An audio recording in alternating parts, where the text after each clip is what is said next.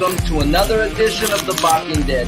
Welcome, everybody, to another episode of EPL on Pub. Class is in session, hitting the books on Pub Sports. This is another exciting edition of the main event on Talking Ant. Class is in session. It's hitting the books on Pub Sports Radio for another week. It's Monday, October 24th. Ian Cameron and Conor Mac ready to take a look at the college football card for the upcoming week. Let's dive right into it and get this party started, or I should say this class started, because we do treat it like we're teaching our students, if you will. Early week college football, Thursday game. We've got ACC action here. Virginia Tech taking on NC State. And right now we see the NC State Wolfpack here at home, currently a 13.5-point favorite at home, 40 being the total here in this game. Both of these teams did not play on Saturday, so it's pretty much a bye week here for both Virginia Tech and NC State coming into this game. Virginia Tech's just been dreadful this season, outside of beating a Boston College team, which has not been very good, and a Wofford team out of the FCS where they also did not cover. They have gone 1-4 ATS, 1-4 straight up their last 5 games, blown out by West Virginia and North Carolina and Pitt. And to be quite honest with you, they were getting blown out by Miami until Miami fell asleep in the fourth quarter, and Virginia Tech got 14 points to make that game much closer than it should have been. Don't be fooled by 20-14 2 weeks ago in that game. Virginia Tech was dominated again, outgained by 201 yards by Miami in that game. This is just not a team I'm looking to back whatsoever going into this game. I could only lay it with the home favorite here, but I want to see, will we see Devin Leary back? No, we will not, because he is out for the season with the torn pectoral. And the problem here is, if you're going to lay this kind of number with NC State, you got to trust a quarterback that has shown you pretty much nothing here in the first couple of games. Jack Chambers, it has been a struggle, to put it mildly, for him. The loss to Syracuse, their last game before the bye, 24-9, only 160 passing yards for Jack Chambers in that game, 18 for 30. So it was not a very good passing attack for NC State. You got to wonder if maybe, though, the extra time to prepare will get this kid, Jack Chambers, into a situation where he's well prepared. He's got time to gain some chemistry and some timing and some, rhythm with his receiving core.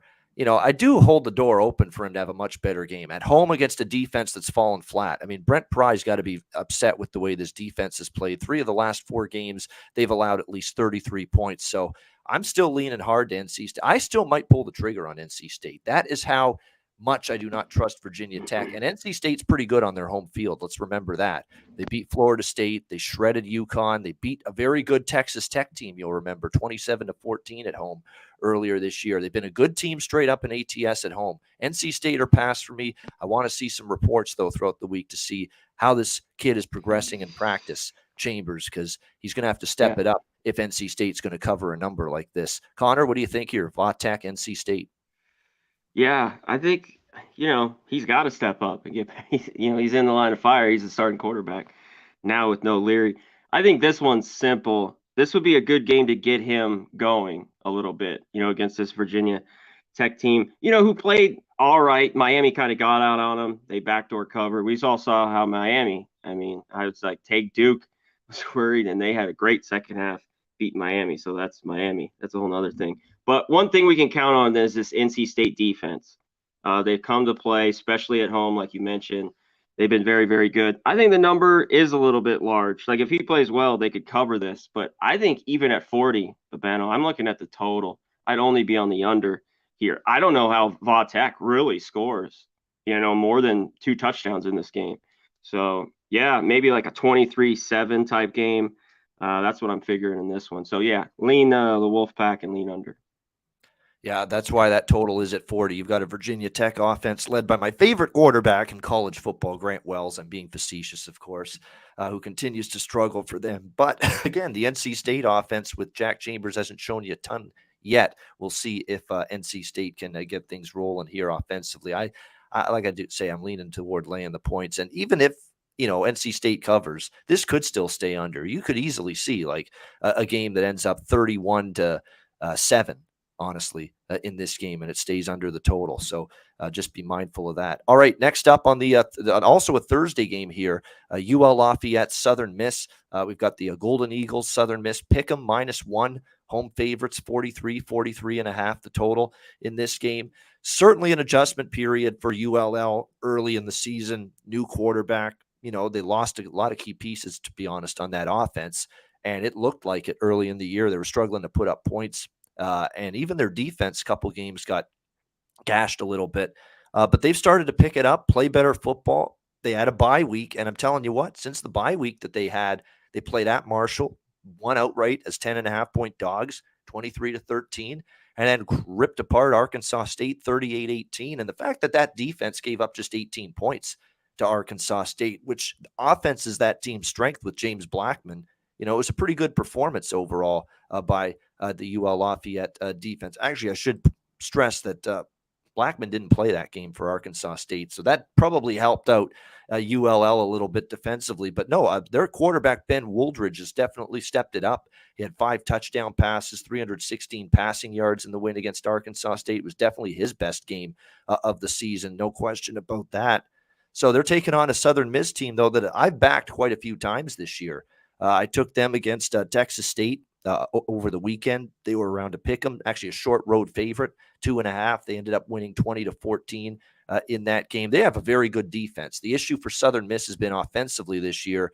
Zach Wilkie, the quarterback's been erratic, but they can really hang their hat on a pretty solid defense that Will Hall's team has here at Southern Miss this year. 36th in total yards per game allowed. They're only giving up 112 rushing yards per game on the ground. That's 23rd in the country. So that's pretty good to see how well they are stopping the run.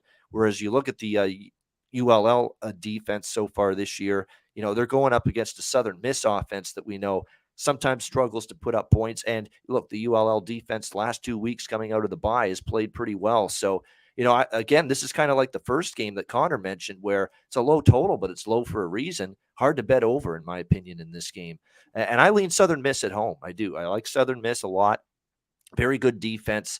The Ragin' Cajuns coming into this game, will they be able to keep it going? I do like that they've perked up a little bit, playing a little bit better football the last couple weeks. But I think winning in Southern Miss is going to be a little bit difficult here for them. Southern Miss, 2-1 at home this year, still just 1-2 straight up on the road for ULL. I think that could be the difference, the home field. And I think that Southern Miss defense could be the difference as well. So I like the Golden Eagles a little bit here at a pick 'em, and I lean under. What do you think, C-Mac?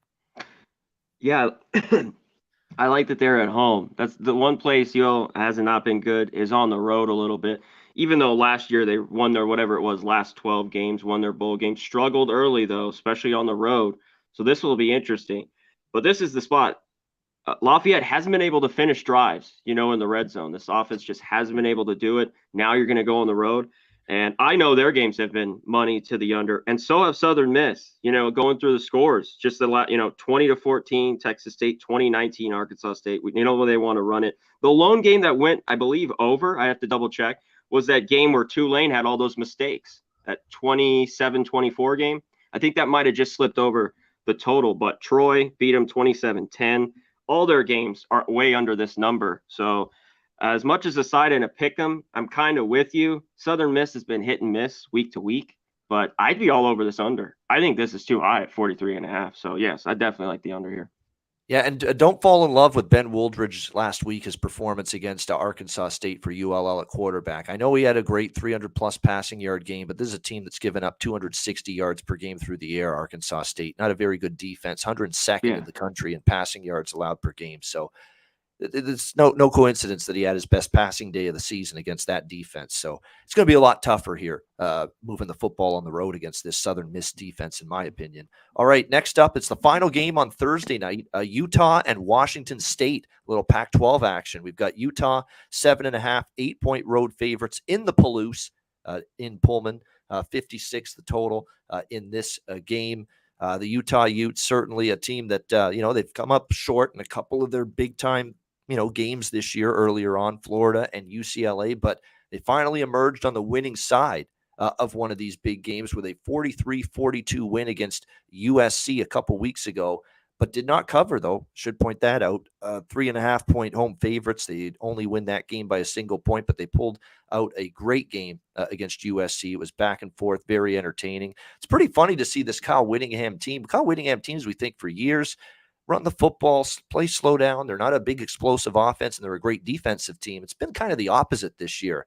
It's not been the same Utah defense. They're getting ripped apart in some of these games. Even the win against USC, Caleb Williams in that offense there, Travis Dye on the ground, Jordan Addison, the great receiver that transferred from Pitt. I mean, they're going up and down the field against Utah's defense. UCLA up and down the field against Utah's defense. Couldn't really shut down Florida in the first game of the year when it mattered. So, the Utah defense hasn't been nearly the same this year, but their offense might be the best offense I've seen out of a Utah team since, Urban Meyer when he coached there and Alex Smith was the quarterback. I mean, maybe we have to go all the way back to those days.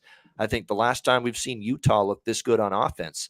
But Cam Rising's been excellent. They've got playmakers. They've got a good offensive line. And we'll see if that group can put up points here in this game against Washington State. Both of these teams off a bye. Both of these teams did not play last Saturday. Washington State's lost 2 in a row against USC and Oregon State, 30-14, 24-10. The quarterback for them, Cameron Ward, all over the place, all over the map. I mean, his completion numbers aren't the absolute best necessarily, but the interceptions are a problem. You have 8 interceptions in 7 games. That's too much. But he does have 16 touchdowns, and he's capable at least of moving around in the pocket. So he's been kind of all over the place. Washington State on the defensive side of the football, this is probably the best offense they've played since Oregon, and Oregon put 44 points on the board here in Washington State against Utah. But Washington State did score 41 of their own in that loss to Oregon here in Pullman at the Palouse back on September the 24th. So, my gut reaction here is maybe we could get up and over this total, 56. Again, Utah kind of changing their spots a little bit.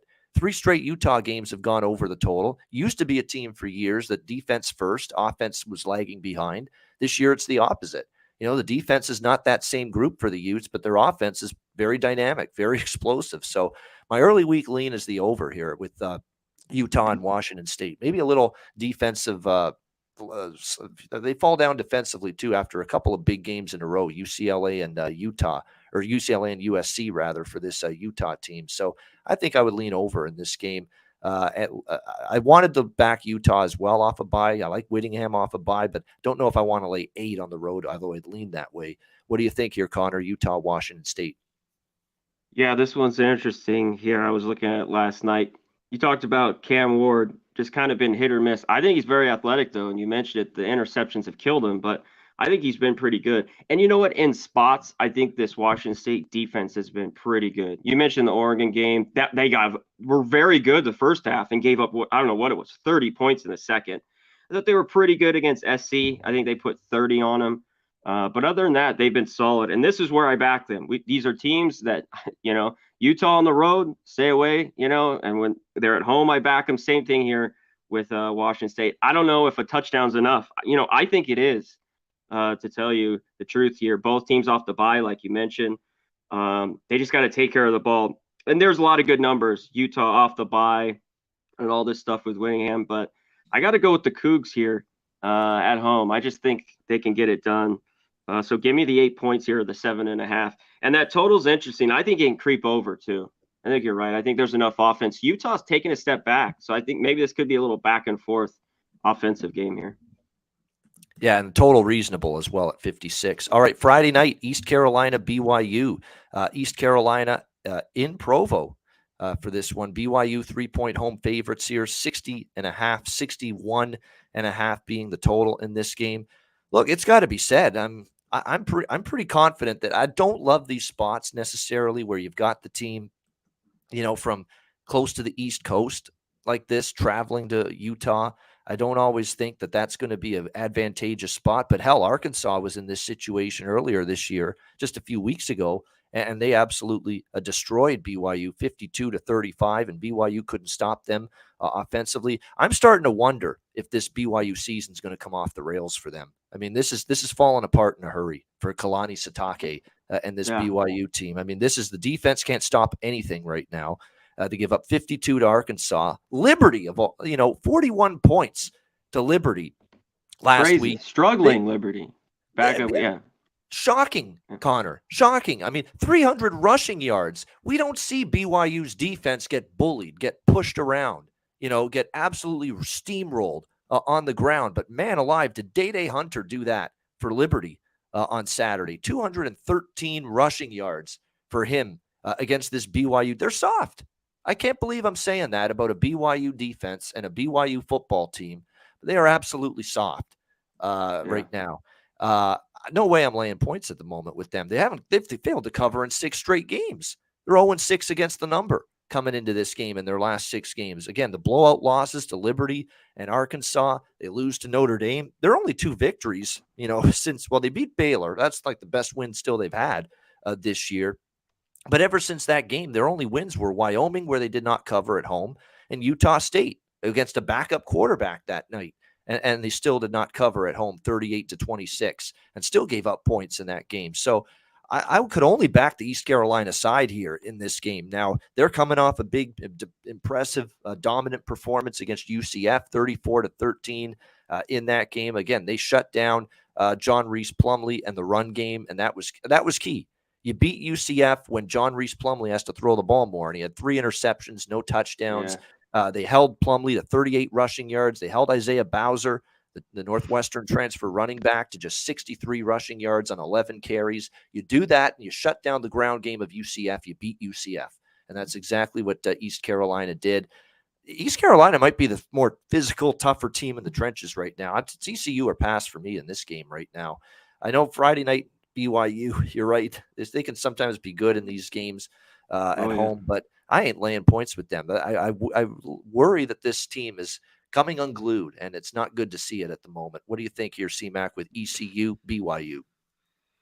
Yeah, you mentioned a ton. East Carolina came through huge for me. I had a money line as well. The turnovers, 4 turnovers. You mentioned the 3 picks because they gave up the yards. They just couldn't finish there. For UCF, only finished with 13 points was a little bit crazy.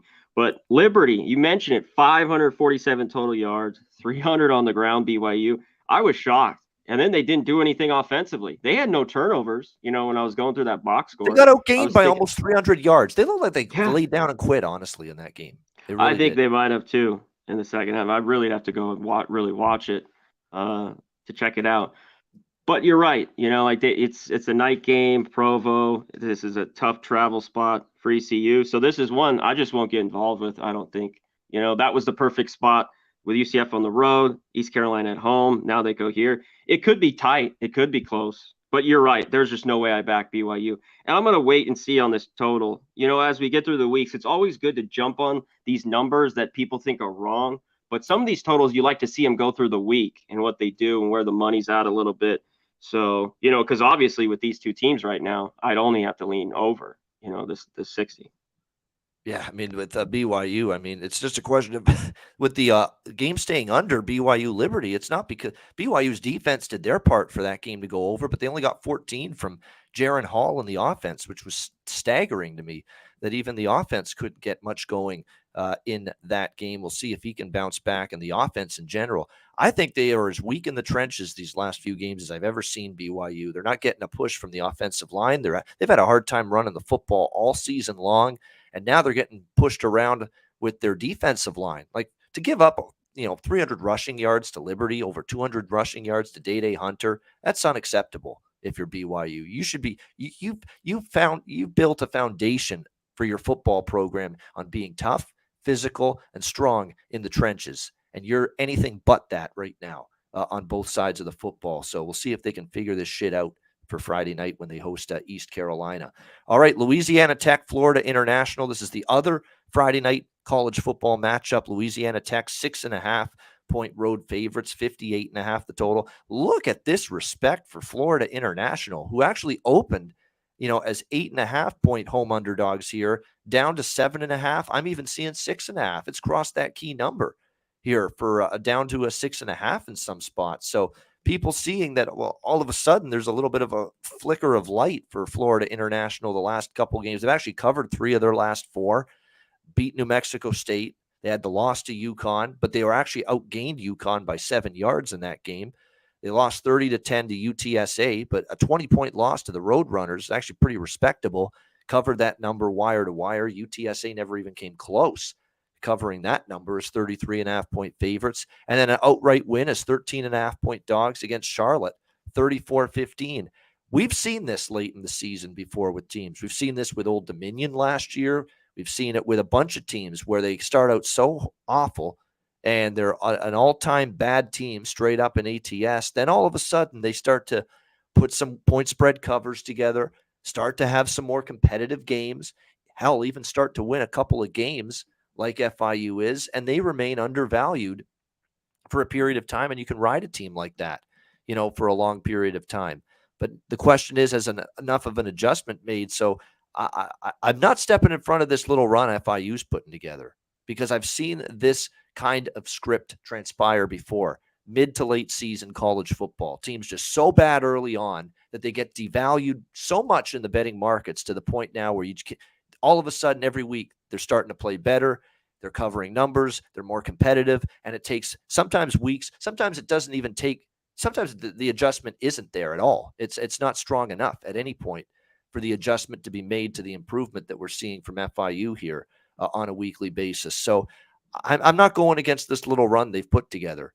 They look like they've been undervalued they're undervalued right now, and they've been devalued so much because of that bad start. And remember, Louisiana Tech's got a horrible defense. That's another thing that's concerning about laying points with them on the road. They just lost 42-41 to Rice in overtime. They gave up 47 points to North Texas the week before that. It's just a defense that's not stopping the run. They're not stopping the pass. It is just a defense having a tough time. And they played all three quarterbacks last week. Landry Liddy, Parker McNeil started the game. He got banged up. They had to put Matt Downing in, who started the year as the number one quarterback for Louisiana Tech. He was okay, but not great. So I'd actually lean to the home dog here. Like I say, I've seen this script before where a team is just so bad, historically bad for a month. Then now all of a sudden they're showing improvement and actually competing in games, winning a couple games. And sometimes it can take weeks. And sometimes for an adjustment to be made in the betting markets. And sometimes that adjustment isn't made because of the fact that they've been so devalued. You can ride a team once they start to show some sign of improvement for the rest of the season. Could that be the case right now with FIU? What do you think here, Connor? La Tech, FIU.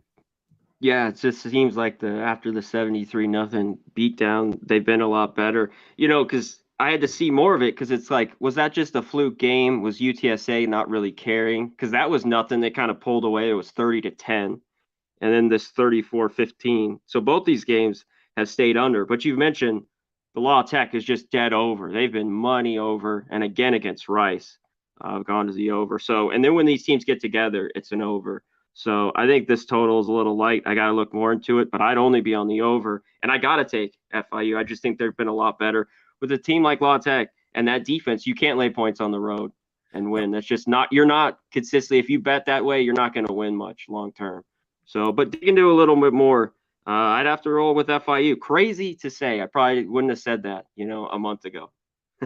That's why it's a long season in college football. You've always got to be, when you're a veteran handicapper, you've got to be willing to pivot. You've got to be willing to make, adjustments in your opinion on a team, especially in relation to where they're priced, where they're lined, and right now FIU looks like they're a little undervalued because you're starting to see this team play a little bit more than a little bit better and certainly more competitive. We'll see if that can, and I lean with you too, with the over as far as the total is concerned as well with this Friday night game. All right, let's go to Saturday.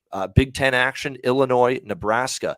We've got obviously an interesting one here. Illinois 7.5-point road favorite, 7.5, 51.5 the total in this game. I'm high on this Illinois team. I'd probably only look to lay it here with Illinois. Will I is the question. I know I'm probably not going to be interested in Nebraska. Nebraska is off a bye. So is Illinois, though. And Illinois was off a nice, impressive win against Minnesota at home, 26-14. Remember, that was a game where, when you look at it for Illinois, they had some issues. I mean, they had a couple of injuries. That was a concern. Of course, Minnesota ended up having Tanner Morgan get injured in that game.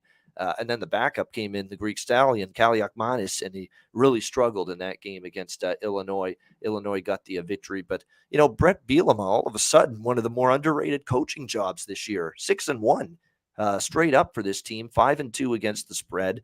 When you look at Nebraska, it's kind of been all over the place since the firing of Scott Frost. When you look at their results, they had that first win against Indiana, 35-21. They did find a way to beat Rutgers, 14-13. They did hang tough with Purdue. We'll give them credit, 43-37. Defense couldn't stop Aiden O'Connell and the Boilermakers, but you got to give their offense credit. Put up 37 points. Casey Thompson had 354 passing yards. So, no, there's definitely a pulse. There's definitely been some signs of life here for this Nebraska team. But I'll tell you this right now, there's no comparison to these two teams on the defensive side of the football. You have Nebraska, 123 total yards per game allowed, 121 passing yards per game allowed, 114 in rushing yards per game allowed. That's their ranking in terms of defensive numbers in those categories. Hundreds. They were talking about bottom 20 defense in all those categories in college football. And then you look at Illinois' defense, number one in total yards per game allowed. How about that? Second in passing yards per game allowed, third in rushing yards per game allowed. First, number one in points allowed, 8.9 points per game, believe it or not, for this Illinois defense this year. Now, if they faced a ton of great offenses, no. It's been schedule related. They played Indiana, they played Virginia, Wisconsin, Iowa, Minnesota. Not a ton of phenomenal offenses, not a lot of great quarterbacks either. And Casey Thompson, look, he makes mistakes. He's got some interception issues, but he's got some ability to make plays. And this is probably going to be the best passing quarterback maybe since Bazelak, and they faced him with Indiana early in the season. And that was the one game they lost this year, Illinois. So I am interested to see if maybe Thompson can get things going through the air. The secondary might be the one little bone to pick you have with Illinois' defense that maybe you could throw on them. But other than that, they've been excellent.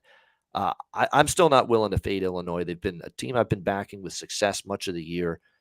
It's a question of, do you want to lay 7.5? And honestly, early in the week, I'm not sure. I'm leaning Illinois, but going to have to do some further looking into this one with both teams off the bye. And Nebraska, they have competed, since the coaching change. Beat Indiana, beat Rutgers, and hung tough with a very good Purdue team. So maybe they can hang with a very good Illinois team, although Nebraska does have that feel. Nebraska's taken a step up in class here. What do you think about this one, Connor?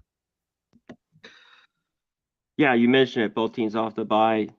I think this is Illinois' game. I don't know if you want to now lay it over a touchdown in this spot. I look right to the total here, though I want the under because I think they dictate the pace when they run it with Brown. They won't throw him. DeVito will do his job as a manager. And I think their defense is good. You mentioned it's who they played, but this is another, Nebraska team that I don't think, Casey Thompson's been pretty good, but mistake prone. So I think they dictate the pace, even on the road here. I think this total is way too high. So I love the under here. I think this stays way under the total. But the points, this could get close. As much as I think Illinois is the better team, it's not easy to go in there and win by 7 or more, a touchdown now. So just give me the under. Like this team could actually, because remember, with Illinois, you look at the Big Ten standings, they are in the weaker division. They're in the West Division, and they are on top in the West Division with a 3-1 Big Ten conference record so far. Like we could be talking Illinois in the Big Ten championship game. It's not crazy to say that now. It could honestly happen. Like you look at them, all the teams around them. Purdue is still a threat. They're 3-2, but I'll take Illinois on the defensive side right now over Purdue. Nebraska 2-2. Nebraska, believe it or not, still got a pulse now with 2 wins. Wisconsin, forget it.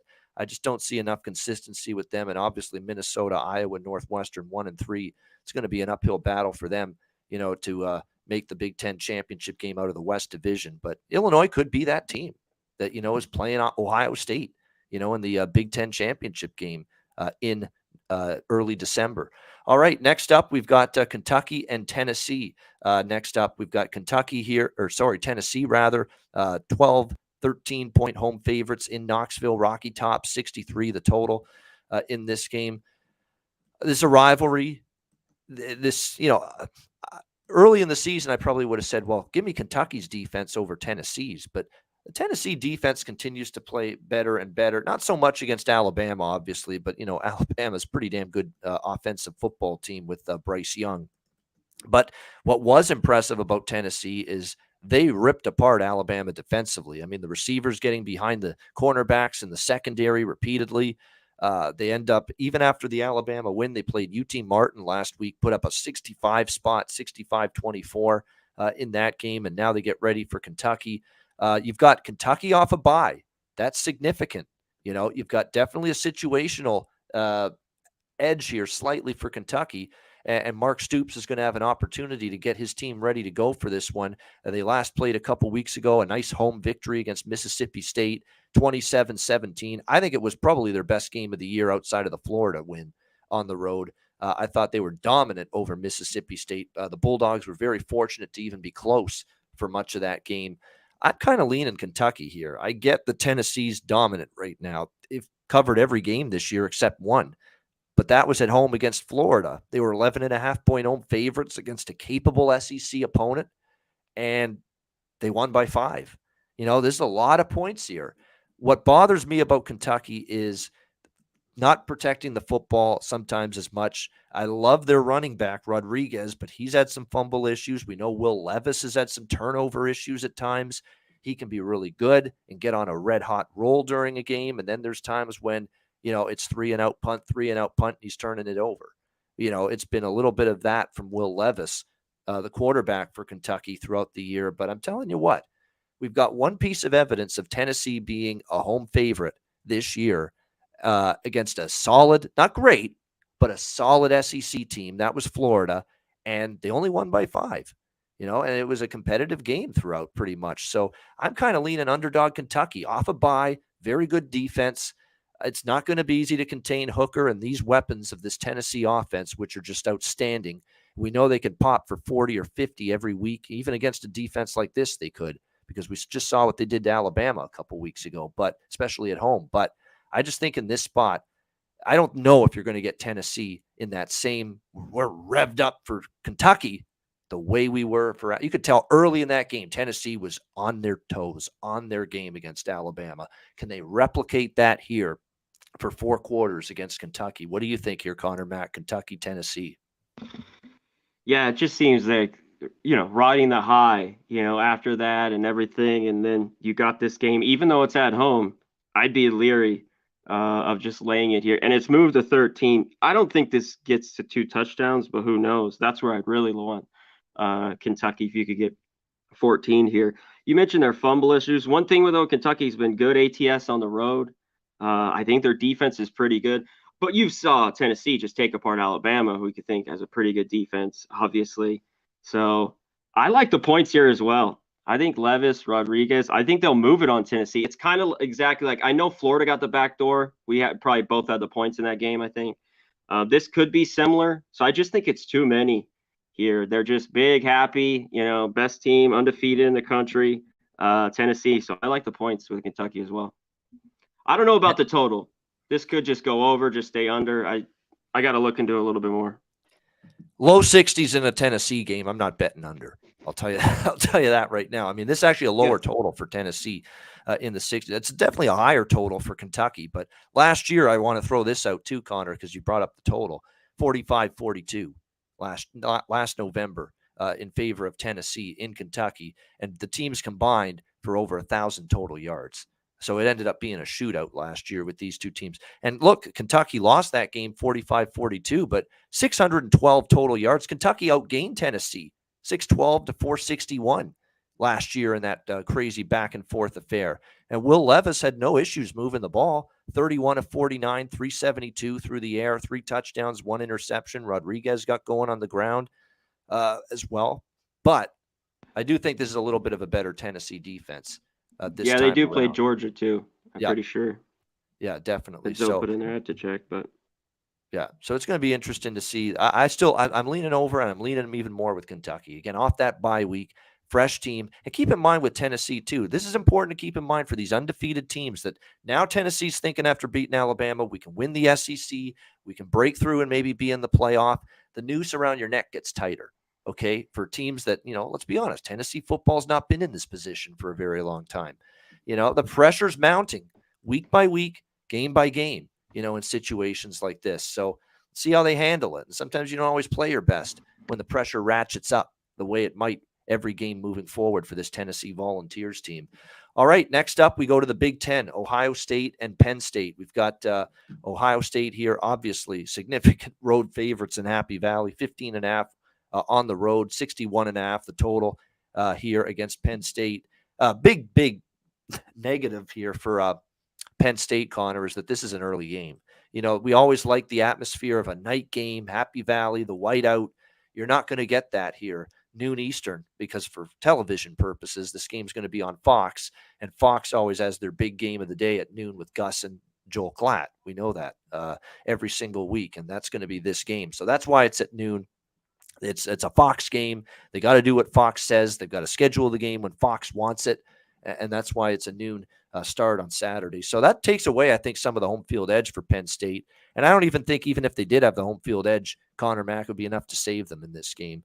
Like, I'm at the point where I'm not stepping in front of this juggernaut. I'm not stepping in front of this freight train that is Ohio State and this offense that's led by C.J. Stroud and this defense that, to me, Conor Mac continues to ball hawk, make plays every week, and get better each and every week. Jim Knowles was a home run defensive coordinator hire. I credit Ryan Day for getting him and bringing him on board after being with Mike Gundy at Oklahoma State. Look what Knowles did with the Oklahoma State defense last year.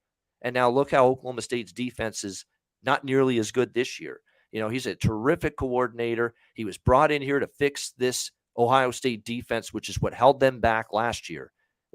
Last year, the offense was every bit as good as it was this year, but the defense was no good for Ohio State last year. But look at the difference we've seen in their defense this year for the Buckeyes. It's a world of difference. They're getting a pass rush. They're covering receivers down the field. They're better along the defensive line. And certainly, I think, in terms of scheming and game planning and all that, Jim Knowles is a step up from what they used to have. They've given up 20 points or less now, 3 straight games, Iowa, Michigan State, and Rutgers. Certainly Sean Clifford and the Penn State offense is going to be a little bit of a greater test here in this game. But when you look at Penn State, yeah, they had bounced back, give them credit, 45-17. But Minnesota without Tanner Morgan, they did do a better job stopping the run than they did against Michigan. Let's give them credit for that. But I still don't view Minnesota as an explosive offense. In fact, there's only one team I view. There's 2 teams, actually, that you could say Penn State played this year that have a somewhat explosive, above-average offense. Purdue, they gave up 31. They barely won that game. And, of course, the Michigan game where they gave up 41 points and they got gashed. So, if you want to step in front of Ohio State, be my guest. I'm not willing to do that here. And let's be honest, on the road, they've only had one true road game this year, Ohio State. They've been at home. Hard to believe that we're talking October 30th this Saturday, and this is only going to be their second road game of the year, Ohio State. That's what these big schools do. Yeah. They don't want to get out until feast on home cooking, build their resume, build their confidence. But that one road game was at Michigan State, and they laid waste to Michigan State. Plus 412 in total. They outgained Michigan State by 412 yards in that game. It could have been a lot worse than 49-20. I ain't stepping in front of Ohio State. That's all that needs to be said. What do you think here, Connor? Yeah, I don't know if I can either. I'm going to double back and look. Franklin as a dog even has not been that good. I just think Penn State, I just keep going back to Michigan, just running all over them. And I just see Ohio State doing that. I get it. The only thing Penn State's got going for them is it's at home. And you talked about it's not a night game, right? So I don't know what they can do here. I think Ohio State, it's just, do they cover this number? And can maybe Ohio State get to their team total? I'm not so sure. I don't know what Penn State defense comes to play here, because against the cupcake teams you mentioned. But one thing I brought up last week, Ohio State hasn't played anybody. I don't know if that defense is that good. I got to really see it until they play Michigan or somebody else, because I bet you if they played an SEC team, I think they could score some points on this Ohio State defense. So that'll be down the line. So, yeah, I think it's Ohio State or nothing, just in the morning. This is probably a game, me, I don't get involved with. Yeah, I don't have the exact numbers of James Franklin in the underdog role, but I know it's not good long-term, him at Penn State in the underdog role. It's not been good. And we already saw it in play just a couple weeks ago against Michigan, 7-point dogs, and I got suckered into taking Penn State, and they ended up losing 41-17 to Michigan. But last year, Arkansas underdog, 24-10, they lost in the in the bowl game. So they have had a bunch of issues in the underdog role, which tells you he does not beat the good teams. He does not beat the absolute best teams, James Franklin. Now, he doesn't have to here. He's getting 15.5 points, but he doesn't even cover against the best teams either. So that's definitely my concern. All right, Wake Forest and Louisville.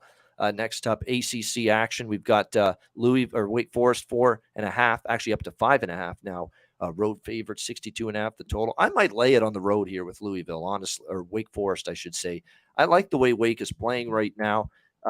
Louisville was life and death to beat Pitt at home over the weekend. The offense, Malik Cunningham, was okay, but it wasn't great necessarily. I don't know if I'm necessarily trustworthy of this group, and all I see Wake Forest do is get better and better and better every week. This is a really good football team. I thought Wake would take a step back. Like, I'm probably going to lose this under season win total on Wake. They're 6-1. I thought they'd take a step back. That has not happened. Their only loss was at home against Clemson in overtime, a game they could have won 51-45, and that offense moved the ball pretty well against a good Clemson defense. And since then, they've just destroyed teams. Florida State, 31-21, 45-10 over Army, 43-15 over BC. Sam Hartman and this offense looks terrific. They're piling up big points every single week. I don't know. To me, I had this game closer to touchdown. I think the betting markets are slow to adjust to how well Wake Forest has played this season, especially the last few weeks. And I say they played well against Clemson too, even though they lost that game. I thought they played very well, and I don't think they should be penalized for losing that game. 5.5, I think it's cheap. I would only look at the Deacons here in this game as modest road favorites. What do you think here, Conor Mac?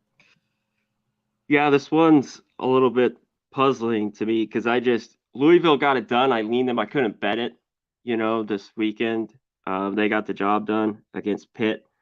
Every time I think there's a glimpse that I want to take this team, they fold on me. And Wake's been nothing but good, especially ATS for me all year, like you mentioned. I think I don't know if it's a touchdown, so maybe this is a little bit of a steal. I've been a little bit more impressed with Wake's defense as of late. I know they haven't played, anybody the last couple weeks at least, but they took care of business against Boston College, and not a very good Boston College team. Louisville, BC beat them at home 34-33. So this one's tough for me. I really don't have anything early on in this game. Maybe look over, but I don't know if I want to lay these points on the road with Wake. I do want to lay him with Wake because I just think Louisville has been in a situation with Louisville where you look at the schedule too: Pitt, Virginia, Boston College, which they lost, by the way. I still don't know how they lost to Boston College. This Louisville team, South Florida, Florida State, which they lost, UCF, which was not a bad win, but UCF wasn't right. And then they got creamed by Syracuse the first game. I think there's a decent difference between these two teams right now. We'll see if it plays out that way on Saturday. Speaking of Syracuse, here they are, as they are no longer undefeated. And boy, they had every opportunity, though, to remain undefeated. Tough loss against Clemson. Let's see how they respond here at home against Notre Dame. You've got Syracuse back at the Carrier Dome here in this one, currently laying 3.46 the total in this game. Money's come in on Syracuse, C-Mac, 1-point favorite up to 3. Even though we talk about bubble burst theory, and sometimes there's that thought process in the grand scheme of things in the broader betting markets that you want to fade the team that just lost their first game of the season because, kind of the bubble burst, and it takes them a while to get rid of the sting, of losing that first game of the season. I get all that, but I don't know if that's enough of a reason for me to want to step in with Notre Dame here because there continues to be issues with Notre Dame. It wasn't a crisp, clean game against UNLV, and they gave up some points, to be honest with you, to UNLV. Like Bailey and Friel, the two quarterbacks for UNLV moved the ball. I don't like that Courtney Reese got 142 rushing yards, against that Notre Dame defense. They ran it a lot, and they ran it well. Well, if you're going to have a leaky run defense against Syracuse, they'll make you pay for it. They've got a very athletic quarterback in Schrader, although he took a shit ton of hits in that game against Clemson. He's going to need an ice bath, after that Clemson game. I hope that, he takes the week to be, get the aches and pains out of his body because he took a shit ton of blows in that game. We'll see if he can bounce back physically here, but they've got him. They've got Sean Tucker, the great running back. So if Notre Dame is springing leaks on defense against the run, that could be a little bit of a concern here against Syracuse. So I get it. They lost the first game. I get it that, maybe they're a little bit hungover and it's a negative feeling around the team. I don't think it should be that way. You were probably thinking, we're going to be in tough to beat Clemson anyway last week, even though we nearly did. I think if you're Syracuse, there's still a lot to play for here. It's going to be ACC championship. You probably had to win against Clemson. You didn't. So you're probably not going to be in the ACC title game, but you still have a chance to be, if you win out, you could be in a pretty damn good New Year's Six bowl game. There's a chance you could. There's no question about that. So I think for Syracuse, there's still plenty that they can push forward with in terms of let's make this as best a season we can possibly make it. And, Notre Dame, to me, on the road, I'm not ready to trust this team at the moment. So I get that there's a concern about what are we going to get out of Syracuse, having the deflator of that first loss in a hard-fought, tough, heartbreaking loss to Clemson. They're driving for the game-winning touchdown, and Schrader throws the interception, and that was the ball game. But I don't know if that's enough of a reason to back Notre Dame, because right now, Connor, I'll tell you this right now, I think Syracuse is the better football team.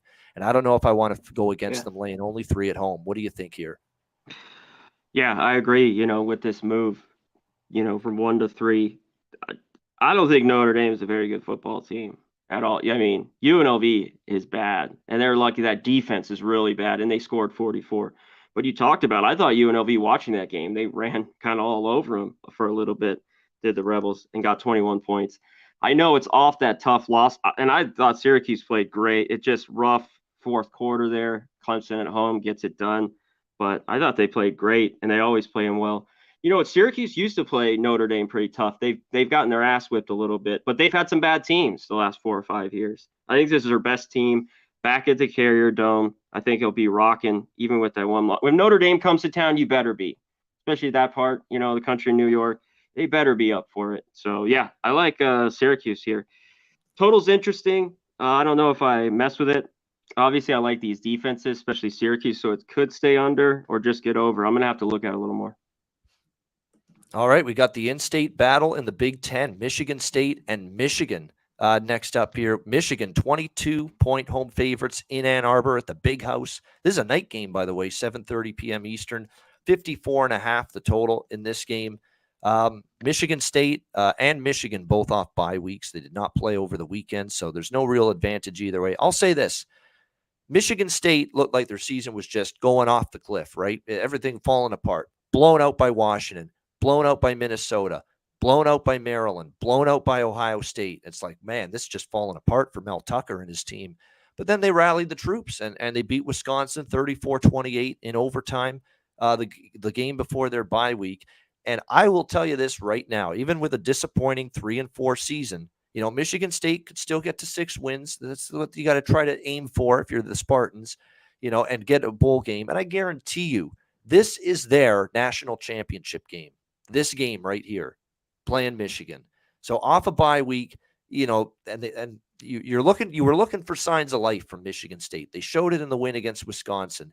Whatever best effort and most utmost performance level and effort level you're going to get from Michigan State, you're going to get it here in this game against Michigan. Now, the question is it going to be enough against this Wolverines team that just continues to really be impressive? The 41-17 shellacking against Penn State was really, really a terrific performance. Both sides of the football, they bottled up the Penn State offense, forced Sean Clifford into a really tough day, 7 of 19, 120 yards, and Drew Alar had to finish that game. It wasn't much better for him. They contained Nick Singleton in the run game, 19 yards. I mean, it's not going to be easy, for the Michigan State offense here, which has not nearly been as good without Kenneth Walker, who we just saw just dominate again in the NFL with the Seattle Seahawks yesterday.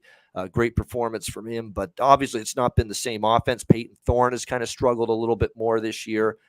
But I'll tell you what, look at the last 2 head-to-head meetings, and it's almost like with this rivalry, throw the records out, throw out what's going on. Michigan State gives Michigan a tough game. In fact, Michigan State, they've won 2 in a row head-to-head against Michigan, 27-24 2 years ago as 21.5-point dogs. Michigan State won that game outright. And then last year, 4-point dogs, Michigan State got them again, 37-33. So, yeah, Michigan wants to obviously erase the memories of those two games, but they have not shown any sort of ability here, other than 2019 where Michigan got a 44-10 win. And then you go before that, 2018, it was 21-7 Michigan. Then we had 14-10 Michigan State. We had 32-23 Michigan. The bottom line is there's not many pieces of evidence that Michigan's beating this team by more than 3 touchdowns the last 10 years that this rivalry has taken place. It's got me leaning to Sparty, honestly, as a very big underdog here in this game. What do you think here, Connor? Michigan State, Michigan. We'll see what they can do. The biggest thing I see is I think Michigan can run it on them, and the biggest problem is now Michigan State can't run it. 125th in the country. I mean, what are they? That means Peyton Thorne has got to throw it basically and have success. So if he can do that, they're in this one. Because if not, I think they get bottled up. They've looked a little bit better the last few weeks. I don't know how much to put into that. They put 20 on Ohio State and then they beat Wisconsin. So they seem to be getting a little bit better. But me, I don't want anything to do with this game. If I, give me a free bet, I take the points, but I want nothing with these Michigan schools. 0 pass. Yeah. And what does concern me about this game, and it's why, I haven't made up my mind if I'm going to take Michigan State. If I do bet the game, it's Michigan State. But why I might stay off the underdog here is the run defense, which actually started out the season being better than the pass defense for Michigan State. It's not been as good lately. If you look at their full season numbers, Michigan State's run defense has given up 4 yards per carry, 153 per game on the ground. The last 3 games, those numbers have gone up to 4.7 yards per carry allowed, 188 rushing yards per game allowed.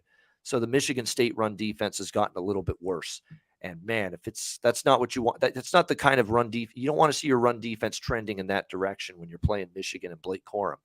That is for sure. So interesting matchup. But again, this series history, there hasn't been many wins by this kind of point spread margin for Michigan. We'll see if they are capable in this big favorite role against their rival. Miami and Virginia, we've got next up here in the ACC.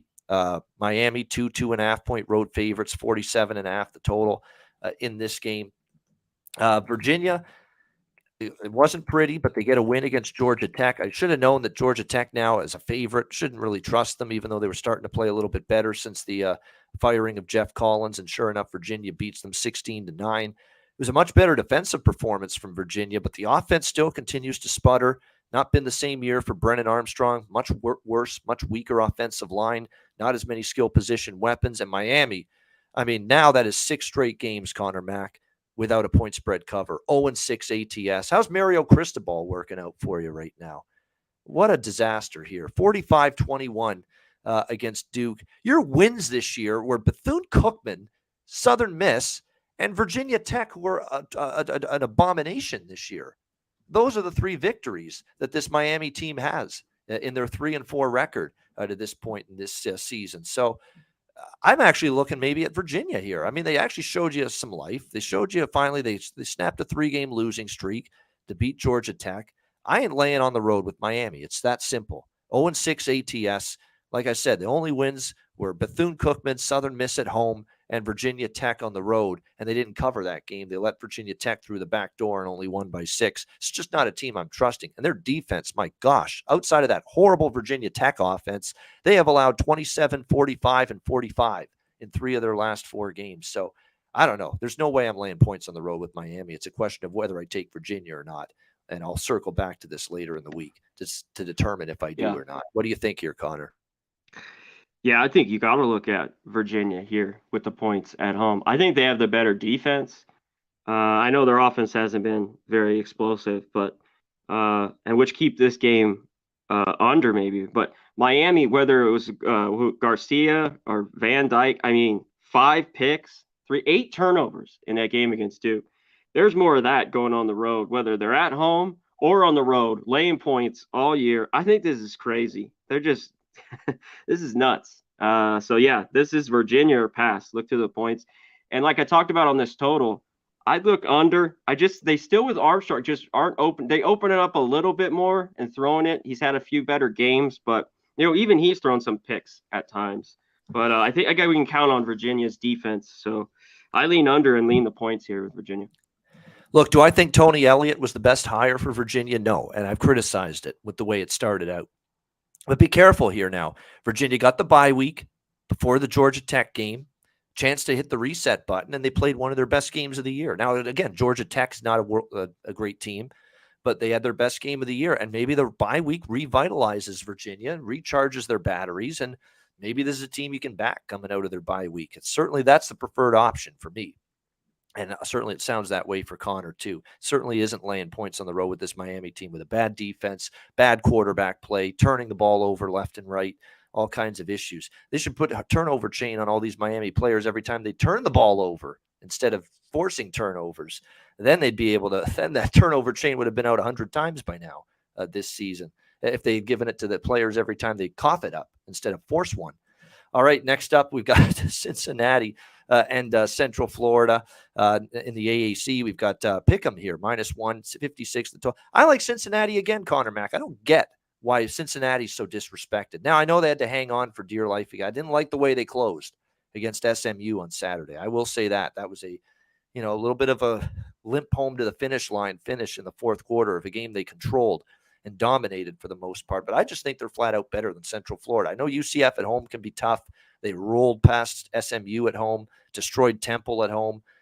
They've had some good performances on their home field. They've been better at home than on the road. We just saw them lose to East Carolina last week. But I think this Cincinnati team, again, defensively is going to pose challenges for UCF. I don't mind their quarterback, Ben Bryant, for Cincinnati. I don't think the offense is not lost without Desmond Ridder.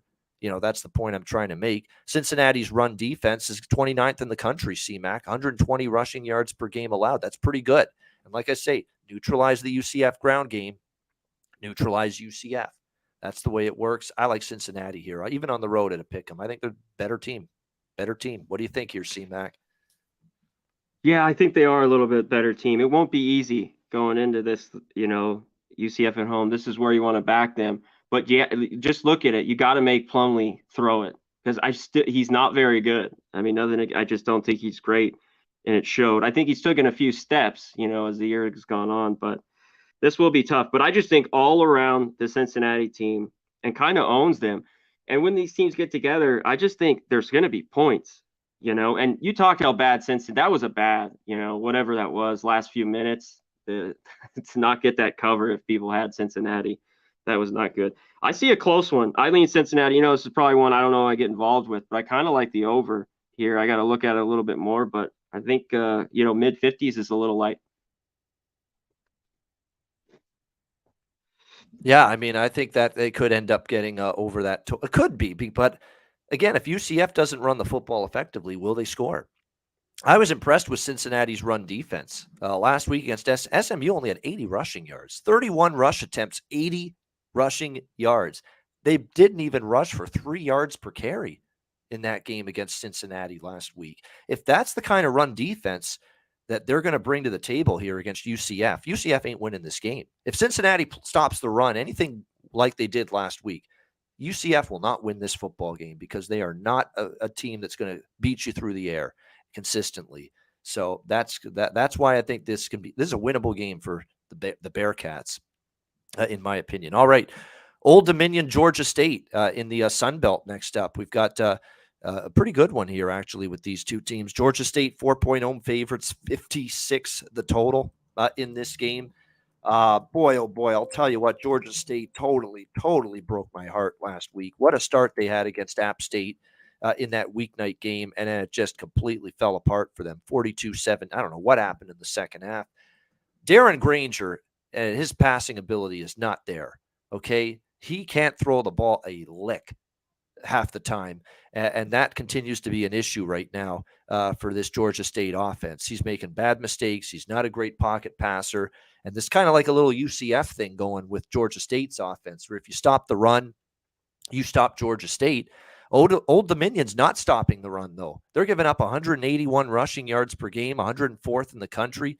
that's concerning. So at home, Georgia State, I actually lean to Georgia State, crazy as it is to say here in this game. I haven't loved what I've seen out of Old Dominion in recent weeks. They lose to Liberty by double digits. They lose to Georgia Southern 28-23 last week. Offensively, I like this team, but defensively, they've been kind of disappointing at times. I like Hunter Wolf, the quarterback, and they've got a good running back in Blake Watson, but haven't been impressed at times with this ODU defense. And if they're going to struggle to stop the run, which has been a consistent for them this season, that feeds into what Georgia State does well offensively, which is run the football. And that's when they win. That's when they put up points. That's when that offense works. So I would look toward Georgia State here at 4. I think the over could hit as well, because you look at Georgia State, defense is still going to read them off for them. Yeah. 42 allowed to App State. They could not stop Chase Bryce in that App State. And Cameron Peoples, the running back, went nuts. They could not get a stop in the second half of that game. Gave up 42 points. They gave up 33 to Georgia Southern, 41 in a loss to Coastal, 42 in a loss to Charlotte, 35. I mean, you get the point. Georgia State's defense has given up points. So I would look at the over in this game as well. What do you think, C-Mac? ODU, Georgia State. Yeah, I'm looking at the over here. I'm not really the side. I just think mid 50s, if this was even 60, where it was, the Georgia State game last week, 59, but at 56.5, I think that gets over. And what has happened to Old Dominion? I mean, their defense, they're in the first 2 games, they haven't done anything. So Georgia State, 113th, 123. This is all score defense, total defense. The Monarchs, 118th total. And you mentioned 100th defense, 118 that gets the pass. Granger's not going to need to throw it here. So, and if he does, he might have a little bit success. So I think this is a dead over here. Old Dominion will score. I think it's back and forth. Maybe this is a good shot for Georgia State to win, but I still want some more points here just to feel safe, because they just haven't been able to get it done. All right, back to the ACC. We've got Pittsburgh and North Carolina in this next matchup here. We've got North Kakalaki, 3-point home favorites, 64 being the total in this game. Pitt, disappointing out of Pitt. Very, very disappointing out of Pitt last week against Louisville. 24-10 loss. They could not get the offense going at all in that game. Keaton Slovis was terrible. 2 interceptions, no touchdowns, only 158 passing yards.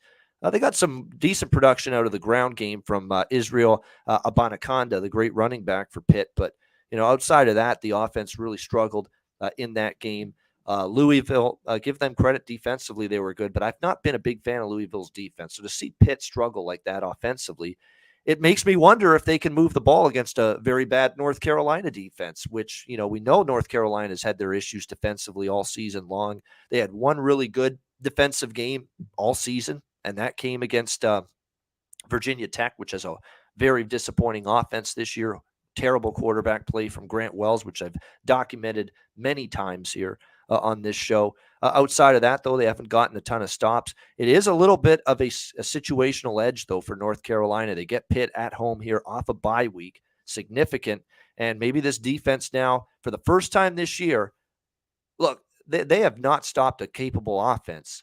Number one, though, I don't know if Pitt's a capable offense or a great offense. They've been inconsistent. They've had some huge games, and then they've had some games where they've been shut down.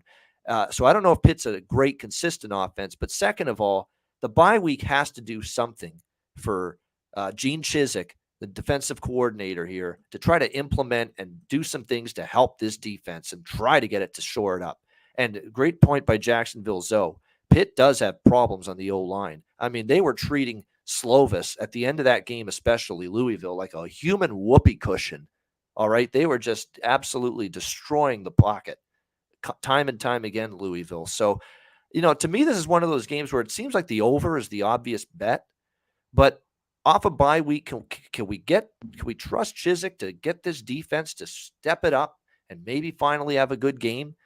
Because they get the bye week, they get the extra time to prepare. And I certainly lean to North Carolina here. As long as you don't lay more than a field goal, I'm leaning toward the Tar Heels here, home off a bye week in this one. What do you think, Connor? Pitt, North Carolina. Yeah, I always talk about, you see North Carolina laying points, don't take it. But I think 3 here, maybe this is a lone time you can, because I think Pitt is struggling. If they this don't play total good real defense here off a bye week, like get rid of all Well, these defensive players and start from scratch, because it'll never happen if they don't play better here in this spot off a bye. Extra time to prepare. Yeah. So that's the big thing, because mid-60s off the bye, it's a little scary. I mean, obviously, in North Carolina game, if it gets over, it won't surprise me. But I'm a little cautious in this one. But can Pittsburgh, off 10 points to Louisville? It's just that offense has been kind of hit and miss, like you mentioned. They've been banged up. The defense isn't very good. So tough one here for me. I just lean North Carolina. If it's a 3, not 3.5, I'd look that way. And yeah, I think I might stay off the total. I'm not jumping on the under or anything, but I'll just stay off. It is strength versus strength, as Zoe says in the chat. Pitt D versus North Carolina offense. But I think North Carolina offense will win that matchup. Pitt D gave up, got shredded by West Virginia, got shredded by Tennessee. There's a couple other games where they gave up, decent amount of points. And nobody's been stopping Drake May and this North Carolina offense. He's been very good. He's been good. Really good. And they've been running the football. The O-line's played well. So I think North Carolina can win that matchup. Their O versus the Pitt D. All right, we got Oklahoma, Iowa State in the Big 12. Next game up here, we've got Oklahoma, 1-point road favorites, 54 the total in this game. Doesn't this feel like buy low on Oklahoma? It does to me. And I'm leaning to the Sooners here, actually, in this game. I'm not a big Iowa State fan. I know they got the point spread cover against Texas before their bye week. And it was a very competitive effort against the Longhorns, but it was not a good Texas spot. We said that over and over again. They had just whipped Oklahoma. They had the big game with Oklahoma State the following week, and they had that Iowa State game nestled in the middle, and Texas kind of played like it. Lethargic, not great, not sharp for that game against Iowa State. I think Iowa State took advantage of that more than, Iowa State played great against Texas. I think it was more the spot. They took advantage of that. I still don't love Hunter Deckers and the offense. Remember, let's not forget they got shut down and scored only 9 and 11 points against Kansas State and Kansas. And I like the way Kansas has played this year, and obviously a great story in college football, but you should still score more than 11 points against the Kansas Jayhawks, and Iowa State was not able to do that. Oklahoma, look, the things were going poorly for them, but they finally put together a victory, 52-42. The defense is still very leaky. We know that. Continues to be an issue, but Dylan Gabriel returned from injury, had a huge day against Kansas. I think at a near pick 'em, both teams off a bye week. It feels like, we're buying low here a little bit on Oklahoma. Oklahoma's won 2 straight against Iowa State. The December meeting in Iowa State, they won 27-21. And then last year in November, they only played each other once, and Oklahoma got a 28-21 win. And you look at the series history, Oklahoma's laid 21, 31, 18.5, 14, 7.5, 5, and 3. Those were the numbers Oklahoma was favored by in every game against Iowa State since 2016. They're basically a pick 'em here, -1. I think the value is Oklahoma. I think maybe now this is where we trust a guy like Brent Venables. Hey, you got your ass kicked early in the season, but you had a win before the bye. Now you have a bye. Let's see if you can get this thing turned around. So I lean Oklahoma. What do you think, Connor?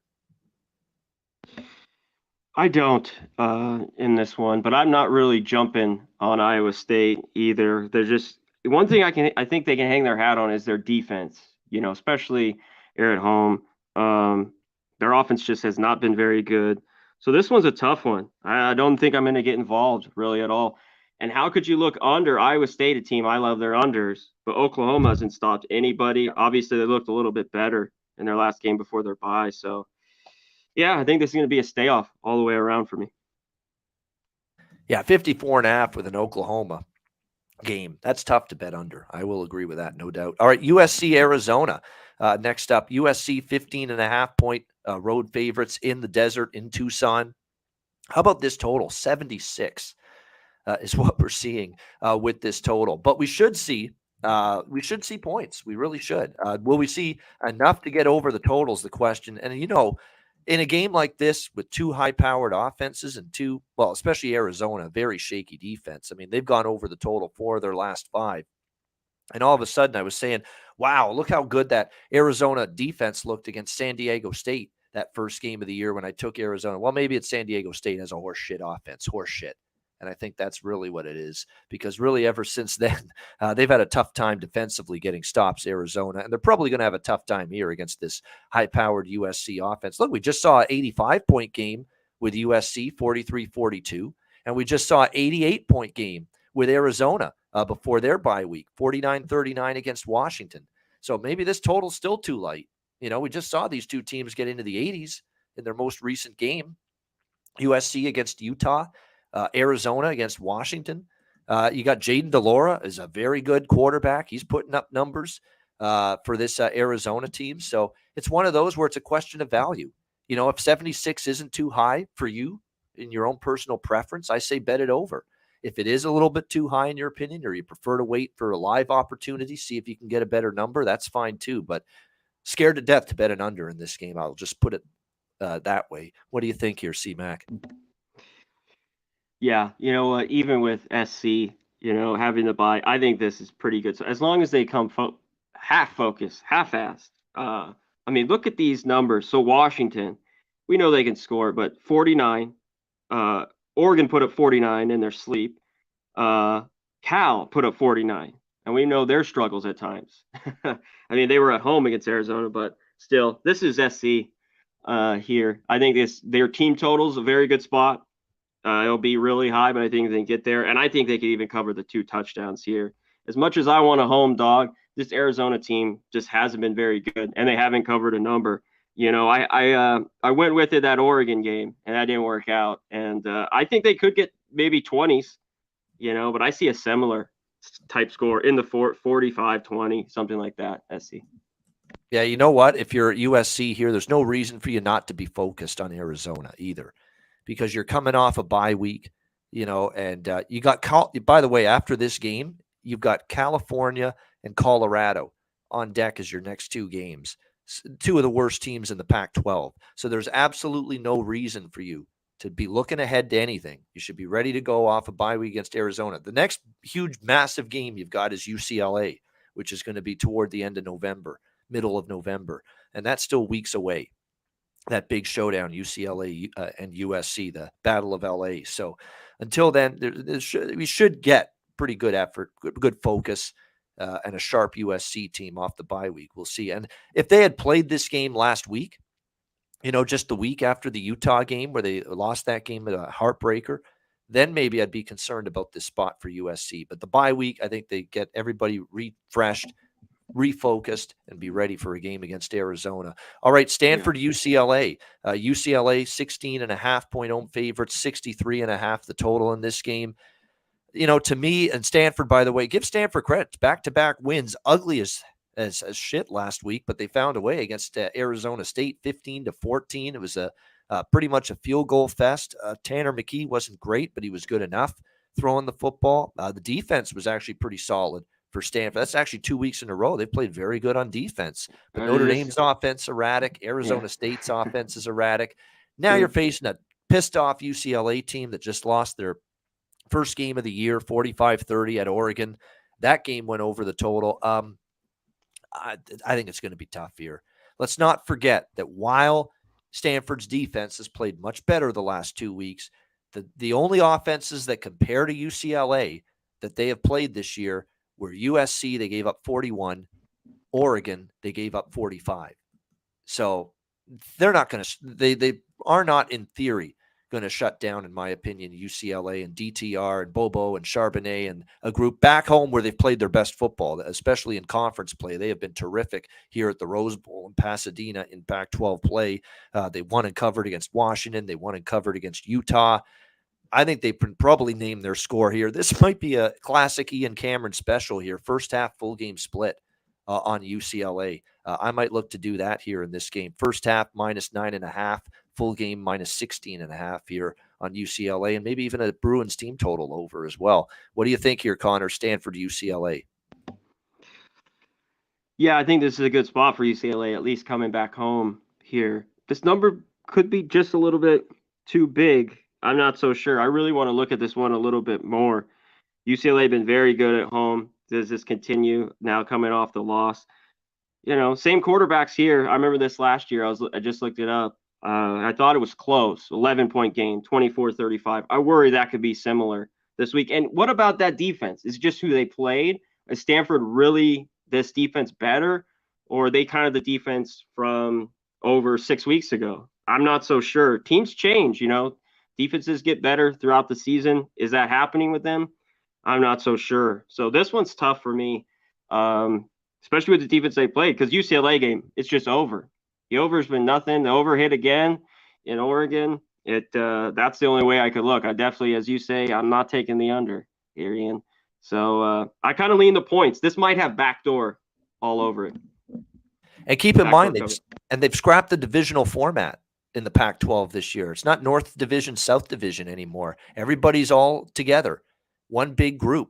So it's just the top two teams in the Pac-12 are going to go to the Pac-12 championship game. And even with UCLA losing to Oregon, they can absolutely still be in the Pac-12 championship game. That's why they shouldn't be flat here. Oh, it's disappointing you lost your first game, but you could still be in the Pac-12 championship game. You win the games you're supposed to, including this one, and you beat USC. That's what it's going to come down to. It's going to come down to UCLA and USC probably. Who's going to play Oregon in the Pac-12 championship game? So there's still everything to play for here for UCLA. There's no need for it to be Debbie Downer. There's no need to be down in the dumps, woe is me attitude after losing last week if you're UCLA. And hopefully Chips Ahoy, Chip Kelly, is smart enough to, get that through to his team. A tough loss last week, but pick yourself back up. You still got everything you wanted to accomplish ahead of you this year.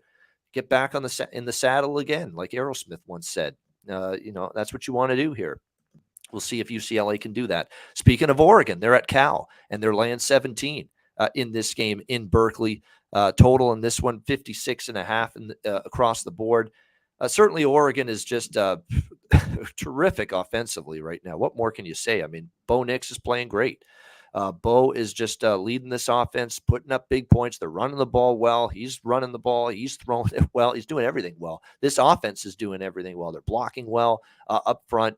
And Cal, the concern with Cal is they don't have the kind of offense to come from behind if they fall down big. Jack Plummer has not been that consistent quarterback. I took them against Washington last week, and they did cover, but it was not pretty. They needed a late score to get inside the number, and Washington's defense is clearly not very good. Oregon's is at least a little bit better. This is probably going to be a game I stay off overall. We'll have to wait and see. The over, and Jacksonville Zoe says he likes the over. I could make a case for that. I'm not making case for unders with Oregon or UCLA or a lot of these high-powered, potent Pac-12 offenses, but don't know if I'll get there. I do lean over, though. What do you think, Connor, with Oregon, Cal?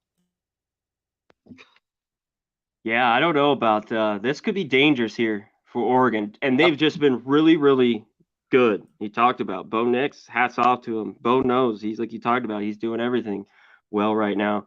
But Oregon and Cal, this matchup between these two have always been close head to head.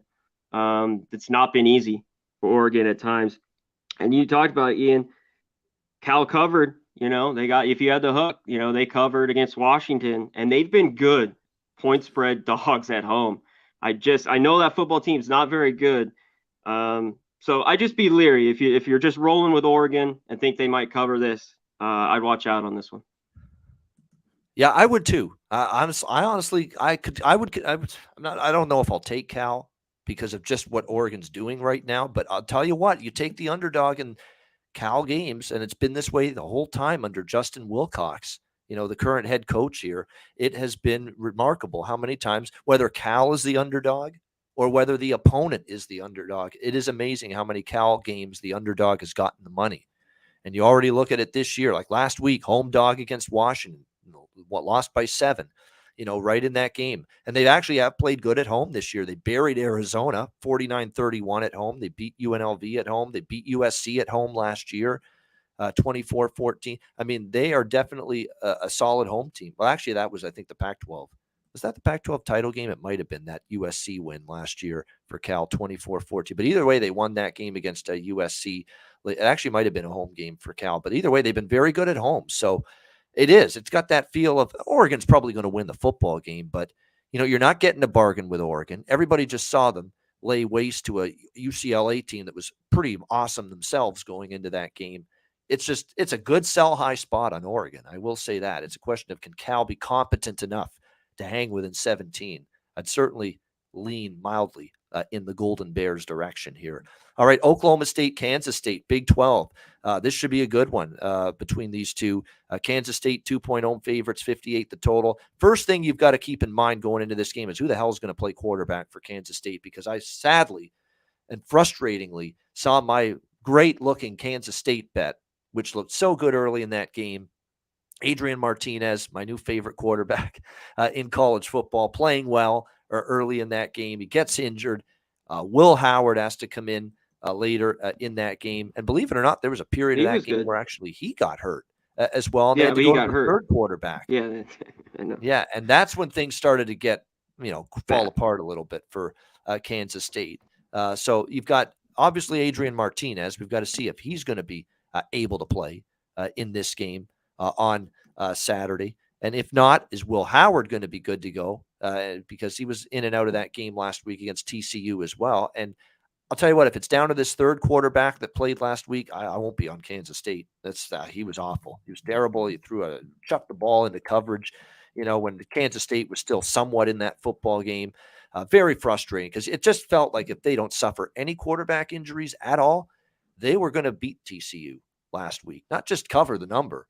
They were going to beat TCU, but tough to see it go that way for Chris Kleiman's team, because they were playing a hell of a football game last week against TCU before the quarterback injuries occurred. So that's the question. Hard to have an early week opinion when you don't know if it's going to be Adrian Martinez, Will Howard, or Jake Rubley at the quarterback spot here for Kansas State in this game. Oklahoma State on the flip side, the fact that Kansas State's taken monies, people seem to think that they'll probably at least have Will Howard available, if not Martinez, because it was Pick'em, and now it's -2 with Kansas State here at home. But you got Oklahoma State off a nice home win against Texas, 41-34.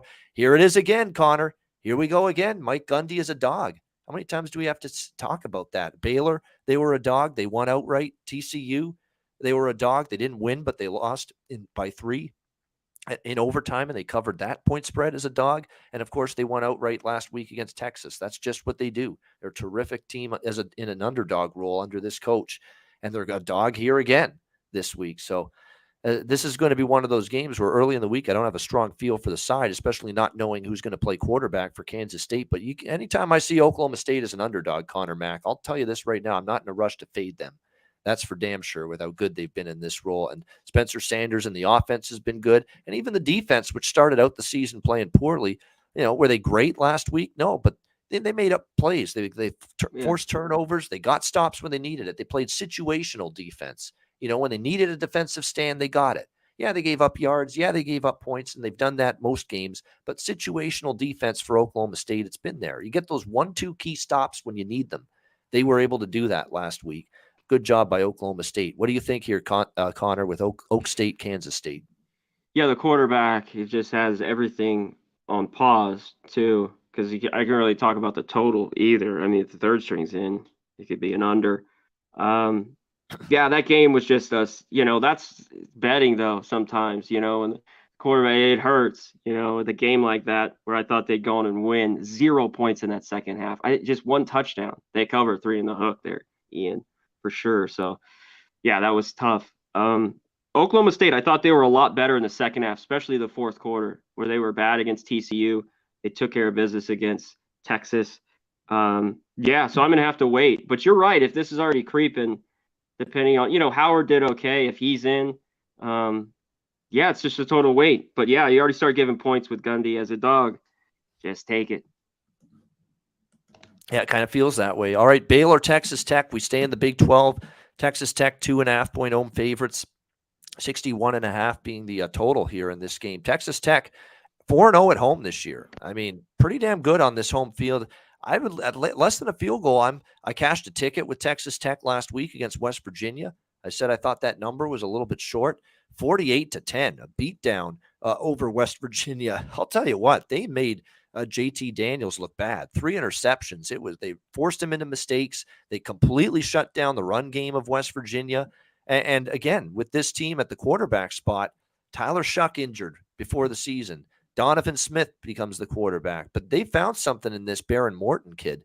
Another good game from him, 28 of 45, 325 yards. They ran the ball effectively. Taj Brooks with 107 yards on the ground for the Red Raiders in the victory last week. Less than a field goal. I like Texas Tech, and their defense seems to be getting better each week. That was a great performance last week. Yeah, they've had some rough defensive efforts, but that was by far their best defensive effort. And as far as I'm concerned with Baylor, their defense has been a little bit flaky this year compared to what it was last year. Shapen in the offense is certainly capable. They showed that in the win against Kansas, even in the loss against West Virginia. They can move the ball, but I don't know. I see a Baylor defense that's still got some holes in it, and a Texas Tech defense that's playing better each week. I think at less than a field goal, I'm leaning Tech here right now. What do you think, Connor? Baylor, Texas Tech? I am too. This is just, I thought Baylor was pretty good. That first half against Kansas and held on. But when they're away from Waco, I don't want them. I think the defense isn't that good.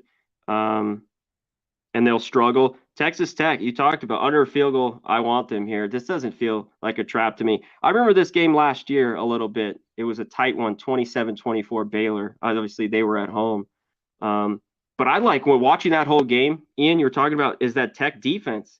It looks really good, but better for them, I should say that, especially at home. This is flipped. It's a different story. It's probably flipped the spread, but I'm with you. I'm on Tech again. Once it dropped from 7 to 5.5, I liked them last week. I like them at -2.5 here. All right. Next up, we've got Ole Miss, Texas A&M. We got Ole Miss right now, 2.5-point road favorites in College Station.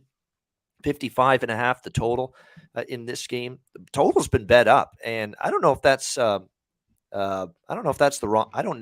wrong move either. Ole Miss defenses, I don't know what's happened to it. Started out the year playing great on the defensive side of the football, Lane Kiffin's team, and all of a sudden I saw, okay, you gave up 28 to Vanderbilt. Maybe you were a little flat. Took Vanderbilt lightly. Maybe that's why you gave up so many points, but then you gave up 34 to Auburn, who have struggled all year offensively.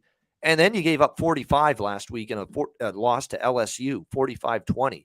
And you could not stop Jaden Daniels and the Tiger offense. I mean, Jaden Daniels hasn't thrown the ball a lick this year. Suddenly he throws it for 248 with only 7 incomplete passes against this Ole Miss defense last week. So this defense has fallen on massive hard times here the last few weeks. So maybe the total going up does make sense. A&M found a way to lose another game, 30-24. I mean, just the shit that you can't have happen is happening right now with A&M. Their special teams is failing. They give up a 100-yard kickoff return to start the game, and that set the tone for the entire football game. That A&M gave that up to South Carolina last week, and they could not recover. They lost by 6. These are two teams I want to fade, not bet on right now, and I'm going to have to bet on one of them, and I don't think I will. So I passed. I leaned to the over. And by the way, we got a quarterback injury situation for A&M as well. Haynes King got injured in that game against South Carolina. Caller Wiegman had to take over, and it was not pretty for him throwing the football in his absence, which is par for the course because A&M, it's like plug the next quarterback in, he stinks. Plug the next quarterback in, he sucks. Plug the next quarterback in, he's horse shit.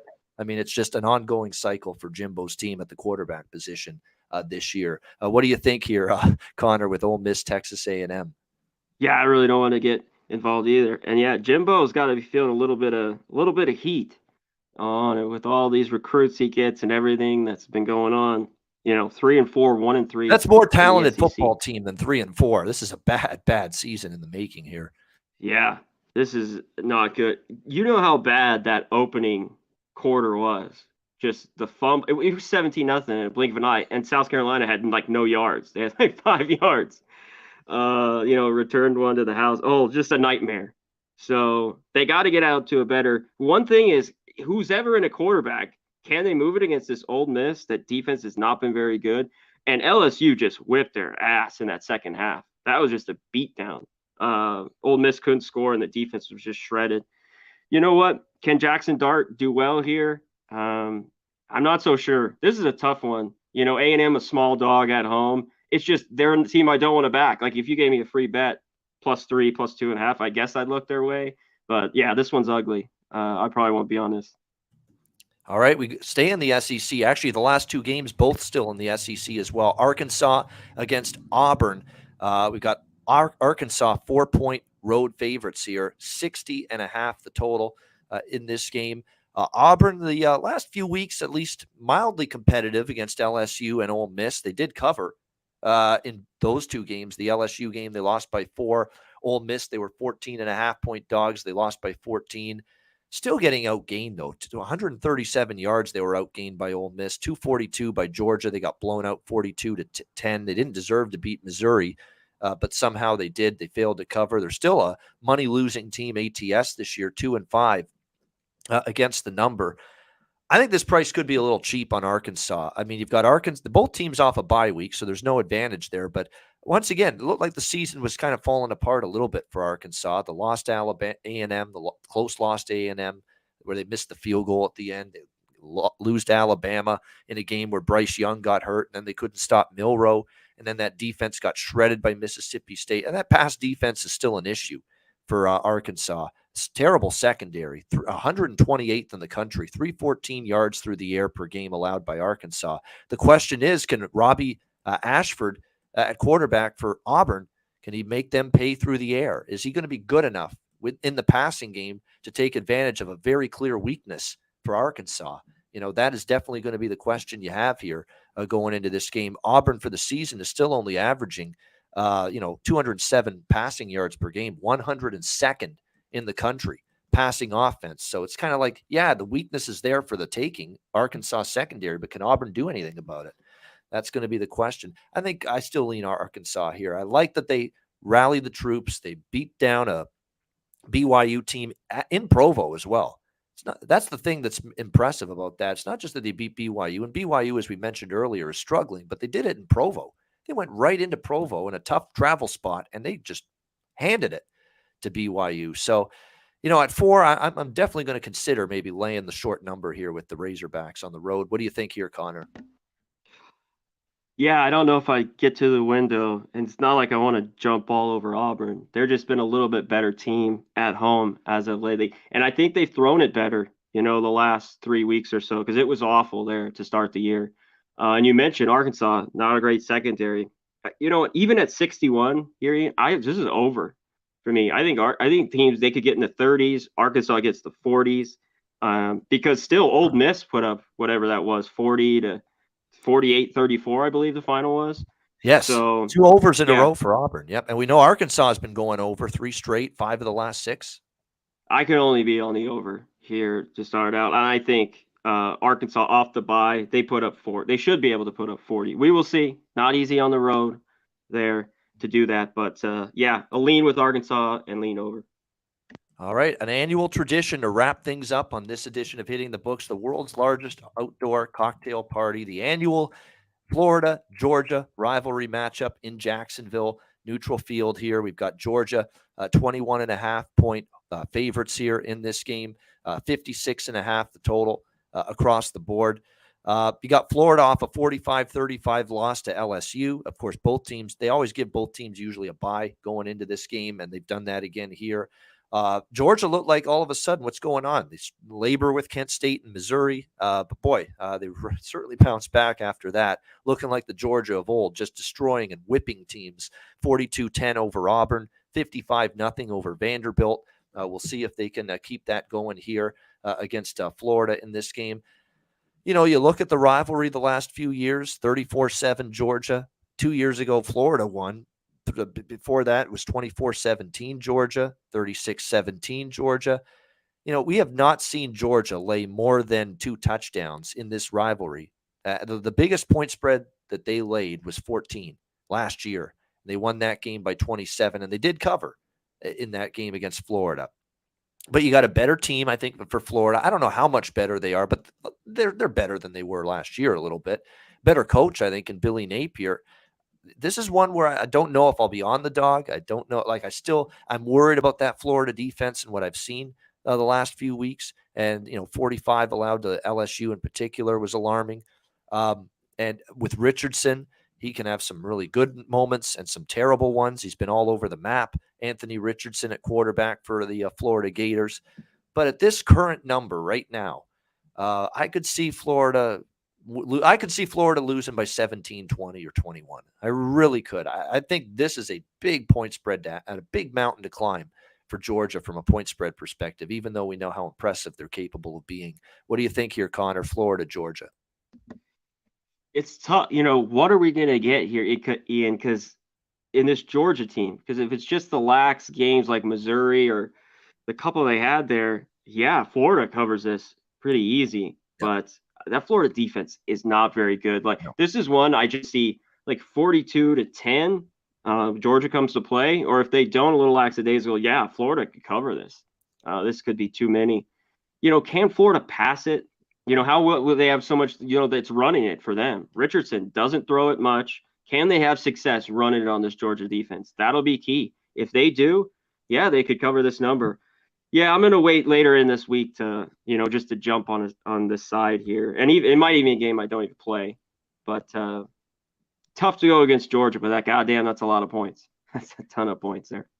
That's why it's tough to Georgia matchup wise. They could steamroll Florida because Florida's defense is weak. They got to be able to run the football, and Georgia's run defense is obviously top 5. They do everything well on defense most weeks anyway. Georgia pass and run defense, but and if they can't run it, are they going to stay close? But I keep coming back to the fact that you look at every meeting, Georgia, Florida in the last decade, Georgia has not been a favorite of more than 14. And now here they are laying 21.5, 22. You know what I mean? Mm-hmm. I mean, it feels like it's just an incredible tax for Georgia if you're going to lay the points with them here in this game. So I agree. I'm leaning Florida, but again, I'm going to let that simmer throughout the course of the week. Me too. All right, great stuff. That is the Monday hitting the books for this week. We appreciate all of you tuning in. Hit the like button. Reminder too to join the channel. As an official member. I mean, it's $4.99 a month. It's basically 18 cents a day. A cup of coffee is even, it's not even for a cup of coffee, that price. So get involved with that. Special perks, the Weeby Pub and membership. And as you see on the ticker on the bottom of the screen, $4.99 a month. I mean, we're not asking you to break the bank, and you get a ton of great perks. So make sure you get involved with that. No question. We will wrap up this edition of Hitting the Books. Hit the like button with Southtown 101 and messages from them and Manscaped.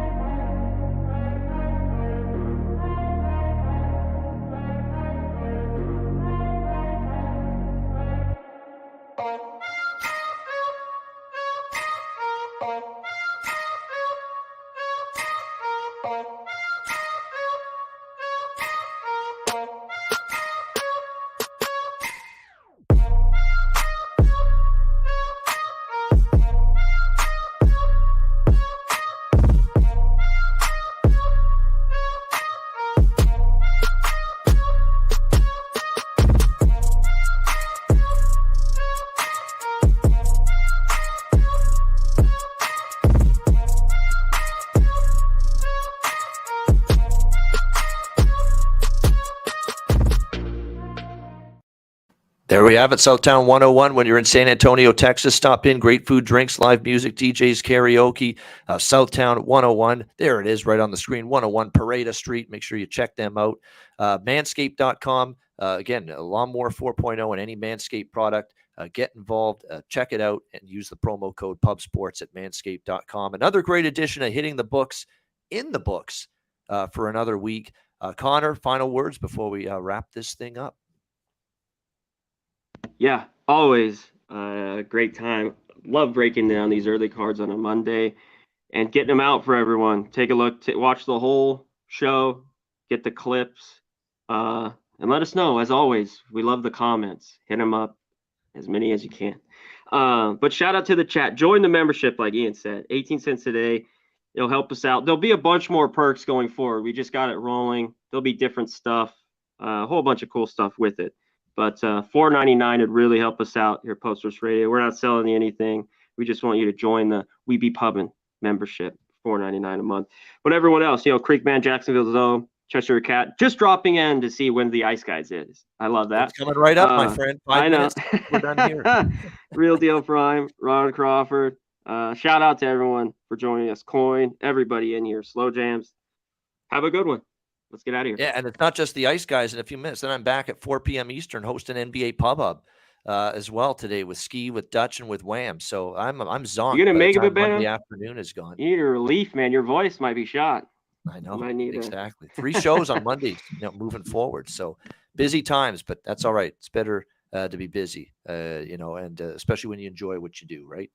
Great stuff. Thanks to everyone for joining us. Hit the like button on the way out. For Conor Mac, I'm Ian Cameron. Have a great week. Enjoy the college football this weekend, and we'll see you again next Monday for another edition of Hitting the Books right here on Pub Sports Radio. Class dismissed. Welcome to another edition of The Barking Dead. Welcome, everybody, to another episode of EPL on Class is in